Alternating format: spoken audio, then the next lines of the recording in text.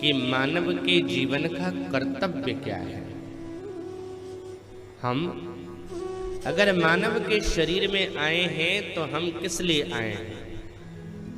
हमें अगर मानव का शरीर मिला है तो क्यों मिला है और हमें क्या करना है, आज हम इसी को नहीं जानते। साहब, अगर हम यहाँ से हसुआ भी जाते हैं ना तो लक्ष्य रहता है हम इसलिए गए हैं। नवादा जाते हैं तो लक्ष्य रहता है कि हम इसलिए गए हैं। यहाँ भी घर से निकल करके आए हो ना तो लक्ष्य है कि कथा सुनने जाना है। क्या मानव का जीवन बिना लक्ष्य का हो गया है? मानव के जीवन का लक्ष्य क्या है? सोना, खाना, कमाना, बच्चे पैदा करना, बच्चों का पालन पोषण कर देना, विषयों को भोग करके बूढ़ा होकर के मर जाना। क्या यही मानव का लक्ष्य जीवन है? अगर कोई सोचता है कि हाँ, मानव का जीवन बस इसीलिए है कि जितना हो सके सुख आनंद उठाओ, जितना हो सके बढ़िया बढ़िया खाओ, बढ़िया बढ़िया पहनो, बढ़िया बढ़िया स्थिति में रहो, यही मानव जीवन है, यही जीवन का सार है। साहब, आप गलत हो। सुख उठाने की जहां बात हो रही है तो मनुष्य जितना सुख उठा रहा है उससे कम पशु पक्षी नहीं उठा रहे। मानव को जितना आनंद रसगुल्ला, रसमलाई, श्रीखंड इत्यादि खाने से मिलता है, गाय को हरी हरी घास खाने से वही आनंद मिल जाता है। मनुष्य को जितना आनंद गद्देदार बिस्तर पर सोने से प्राप्त होता है, गधे को धूल में लौटने से प्राप्त हो जाता है। मनुष्य को जितना आनंद एयर कंडीशन कमरे में प्राप्त होता है ना, उतना ही आनंद कुत्ते को नाली में और भैंस को तालाब में बैठने से मिल जाता है। जरा एक बार कुत्ता को निकाल करके बिठाना है इसी कमरा में, सुअर को बिठाना है इसी कमरा में, कितना देर बैठेगा? और नाली में मिल जाए, कीचड़ मिल जाए उसको, फिर देखो। अगर सुख है तो यही है, तो सुख वो भी उठा रहे हैं। साहब, पशु पक्षी भी अपने बच्चों का पालन पोषण करते हैं। हम तो 2-4 बच्चे में ही परेशान हो जाते हैं। जरा देखना, सूरिया को या कुतिया को पूरी बच्चों की फौज पड़ी रहती है उसके पीछे, सबका पालन पोषण कर देती है वो। चिड़िया भी सुबह सुबह, अरे तुम तो अपने घर से 9-10 बजे निकलते हो, जरा चिड़ियों को देख लेना।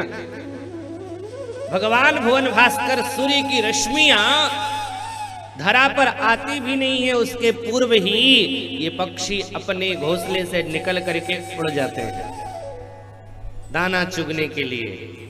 खुद चुगते हैं और अपने बच्चों के लिए ले करके आते हैं। अपने बच्चों की चोंच में दाना डाल करके उनको खिला पिला करके उड़ना सिखा देते हैं, पाल पोस करके बड़ा कर देते हैं।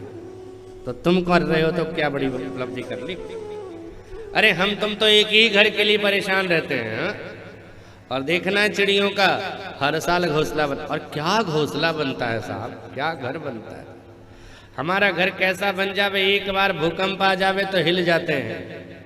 और देखना गौरैया, वो अब तो बहुत कम देखने को मिलता है, लेकिन आप लोगों ने जो उम्र दराज है उन्होंने देखा होगा, ताड़ के वृक्ष के पत्तों में कैसे घोंसला बनाती है वो। हाँ? बरसात का पानी भी नहीं, हवा कितनी तेज आवे, आंधी कितनी तेज आवे, हिलते रहता है वो घर, कुछ नहीं होने वाला जी। हमारा घर तो एक बार भूकंप आवे तब खत्म। तो बताओ, हमसे अच्छा है या नहीं? वो हमसे अच्छा घर बनाया, हमसे अच्छे से बच्चों का पालन पोषण कर दिया, सुख भी उठाया। फिर क्या अंतर रह गया हम में और उनमें? बस हम में उनमें यही अंतर है, वो भगवत भजन नहीं कर सकते, हम आप कर सकते। ये शरीर क्या है? बोले साधन धाम मोक्ष कर द्वारा, साधन धाम मोक्ष कर द्वारा, पाई न जही पर लोक समा।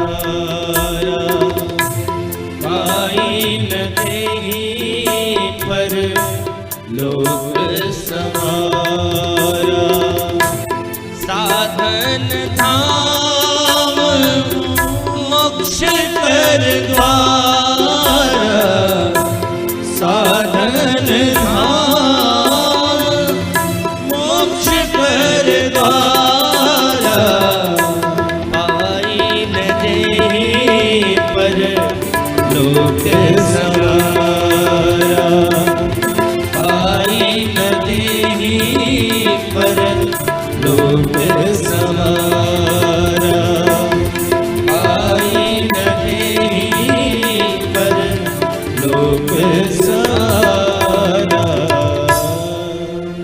साधनों का धाम है, मोक्ष का द्वार है। इस शरीर को प्राप्त करने के बाद जो परलोक नहीं सुधारता है, उससे बड़ा अभागा कोई है।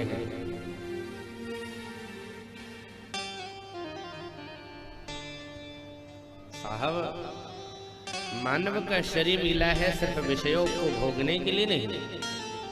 अच्छा, जो सुख तुम प्राप्त करना चाहते हो, वो सारे सुख उन शरीर में, जिन शरीरों को तुम छोड़ करके आए, क्योंकि मानव का शरीर 84 लाख योनियों में भटकने के बाद करुणा जब भगवान करते हैं, कृपा जब करते हैं, तब जीव को मानव शरीर मिलता है। क्योंकि कर्म उसके नहीं है मानव शरीर पाने का। बाबा कहते हैं, कबहू के करी करुणा नर दे। साहब, जब कर्म से ही हमारा शरीर बनता है, तो जब हम पशु पक्षी की योनि में, तो कौन सा कर्म किया होगा जो हमें मानव का शरीर मिल गया? करुणा करी है भगवान, कृपा करी है, और जब कृपा करी है, मनुष्य का शरीर दिया है, तो भजन करना चाहिए कि नहीं? जिसने इतना सुंदर शरीर दिया, जिसने इतना सुंदर मस्तिष्क दिया, बुद्धि दी, क्या हमारी जिम्मेदारी नहीं बनती कि जिसलिए उसने भेजा है उस काम को हम करें? लेकिन बात क्या है साहब, जन्म जन्मांतर का वो विषयों के सुख भोगने का आदत बना हुआ, छूटता नहीं है ना। अच्छा, आपका घर है, कोई कमरा है, 10-20 साल से बंद है, धीरे धीरे धीरे धीरे करके उसमें आया है गंदगी, कचरा आया है। आप जब पहली बार उस कमरे को साफ करने के लिए जाओगे, झाड़ू जब लगाओगे, तो स्थिति क्या बनेगी? सारा धूल उड़ करके आपके नाक में घुसेगा, परेशान हो जाओगे, निकलने की कोशिश करोगे। तो क्या है, विषयों का भोग का कई हजार जन्मों से लगातार अभ्यास बना हुआ है, और वो जब कचरा हम निकालना चाहते हैं ना, तो मन बड़ा परेशान होने लगता है। तो क्या आप उस कमरे को छोड़ करके भाग जाते? नहीं भागते ना, बढ़िया से अंगूछा नाक में बांध करके झाड़ू लगाते रहे। एक बार में साफ नहीं होता, कई बार साफ करना पड़ता है, तब जाके साफ होता है। इसी तरह से विषयों को भोग का अभ्यास कई जन्मों से लगा हुआ है, भजन करने का मन नहीं करता है। शरीर प्राप्त करने के बाद वही विषय भोगने का फिर से मन करता है। जो उन शरीर में रह करके खाया था, पिया था, ऐश किया था, मौज किया था ना, वही फिर करने का मन करता है। तो गंदगी है साहब, उसको भजन रूपी झाड़ू से साफ करो, भगवत भजन रूपी झाड़ू से साफ करो। जब ये झाड़ू चलाओगे ना, तो परेशानी होगी, मन भटकने लगेगा। ना भजन करने से कुछ नहीं होता। फिर भी आपको मन मार करके झाड़ू चलाते रहना है, चलाते रहना है, भजन होते रहना है। और अगर भजन नहीं करोगे ना, तो ये गंदगी बनी रहेगी, फिर गंदगी के कीड़े बनोगे। तो पूछा, मानव के जीवन का लक्ष्य क्या है? दूसरा प्रश्न था, इतने सारे शास्त्र हैं, हम किसको पढ़ें, जिसको पढ़ने से समस्त शास्त्रों का सार हमें प्राप्त हो जाए। तीसरा प्रश्न था, भगवान अवतार क्यों लेता है?